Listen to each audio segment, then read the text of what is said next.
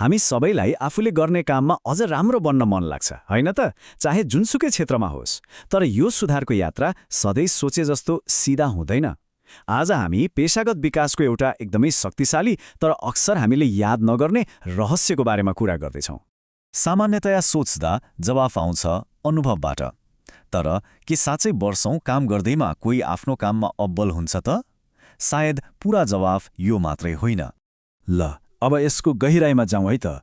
वास्तविक वृद्धि भनेको अनुभव बटुल्नु मात्र होइन, बरु ती अनुभवहरूलाई फर्केर हेर्ने, विश्लेषण गर्ने र त्यसबाट सिक्नु हो। यो अवधारणालाई अझ राम्ररी बुझ्न हामी नेपालका अङ्ग्रेजी शिक्षकहरूमा गरिएको एउटा अध्ययनको सहारा लिनेछौँ। सबैभन्दा पहिले त यो मुख्य अवधारणालाई नै बुझौँ न। आखिर यो चिन्तनशील अभ्यास वा रिफ्लेक्टिभ प्र्याक्टिस भनेको के हो त? सरल शब्दमा भन्नुपर्दा यो भनेको आफ्नो कामलाई पछाडि फर्केर हेर्ने, के कुराले काम गर्यो, केले गरेन भनेर सोच्ने र भविष्यमा अझ राम्रो गर्नका लागि त्यो ज्ञानलाई प्रयोग गर्ने एउटा प्रक्रिया हो। यो विचारलाई दार्शनिक जोन डिवीले अगाडि सारेका थिए। यो भनाइले त पुरै कुरालाई एउटै वाक्यमा कति राम्ररी समेट्छ। अनुभव आफैमा एउटा शिक्षक हो, तर चिन्तनले नै हो त्यो अनुभवलाई वास्तविक ज्ञानमा बदल्ने। यो प्रक्रियालाई 3वटा सरल चरणमा बाँड्न सकिन्छ। पहिलो हो कार्य, जस्तै कक्षामा पढाउने काम भयो। त्यसपछि आउँछ मनन, पढाएर सकेपछि के राम्रो भयो कि सुधार गर्न सकिन्थ्यो भनेर सोच्ने प्रक्रिया।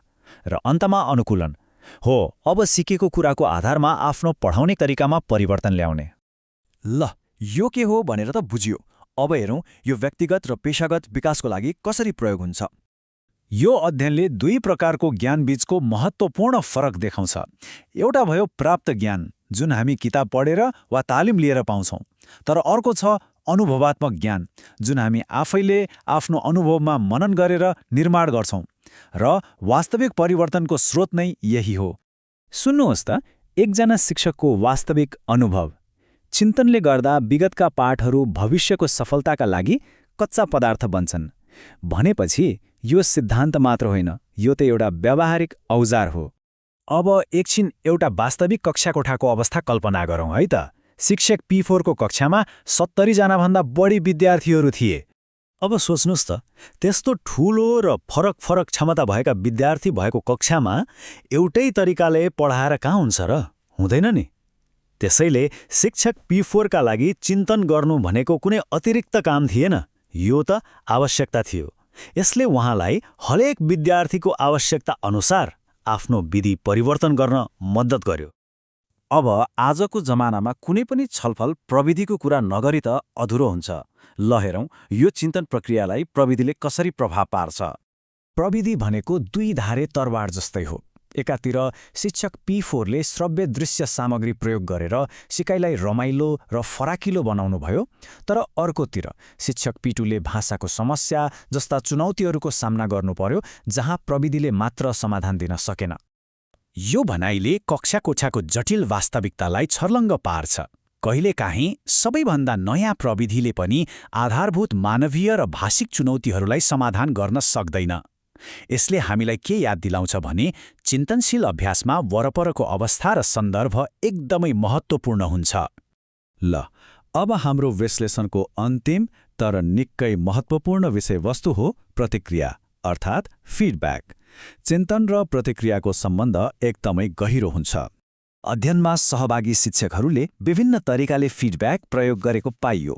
जस्तै रातो कलमले चिन्ह लगाउनेदेखि लिएर विद्यार्थीको कामको प्रकृति अनुसार कहिले मुखले भन्ने, कहिले लेखेर दिने, यी सबै कामहरू चिन्तन चक्रका महत्त्वपूर्ण हिस्सा हुन्। यो त झन् कति गजबको कुरा। प्रतिक्रिया भनेको खालि गल्ती सुधार्ने बारेमा मात्र होइन रहेछ। शिक्षक P3 ले त सफलताका कथाहरू सुनाएर विद्यार्थीहरूलाई हौसला दिनुभयो। यसले के देखाउँछ भने प्रतिक्रिया प्रेरणाको एक शक्तिशाली स्रोत पनि हुन सक्छ। अहिलेसम्म हामीले नेपालका अङ्ग्रेजी शिक्षकहरूको अनुभव हेर्यौं, तर यहाँबाट सिकेका पाठहरू विश्वव्यापी छन्। अब यसको बृहत महत्त्वबारे कुरा गरौँ। चाहे कोही शिक्षक होस् वा इन्जिनियर, कलाकार होस् वा व्यवस्थापक, यो सिद्धान्त सबैमा लागू हुन्छ। आफ्नो काममा मनन गर्ने, सिकेको कुरा अनुसार आफूलाई ढाल्ने र निरन्तर वृद्धि गर्ने उत्कृष्टताको बाटो यही नै हो। त्यसो भए यो पुरै विश्लेषणबाट मुख्य टेक वे के हो त? यहाँ केही व्यावहारिक चरणहरू छन्। यी केवल शिक्षकहरूको लागि मात्र होइनन्, यी सबैका लागि हुन् जो आफ्नो काममा अझ राम्रो बन्न चाहन्छन्। र अन्त्यमा एउटा प्रश्न सोच्नको लागि छाडेर जाउँ। आजको छलफललाई केवल जानकारीको रूपमा मात्र नलिई काम गर्नको लागि एउटा आह्वानको रूपमा पनि लिन सकिन्छ। सुरुवात सानो भए पनि हुन्छ। कुनै एउटा सानो कुरामा मनन गर्दा त्यसले कत्रो फरक पार्न सक्छ एकपटक सोचौँ त।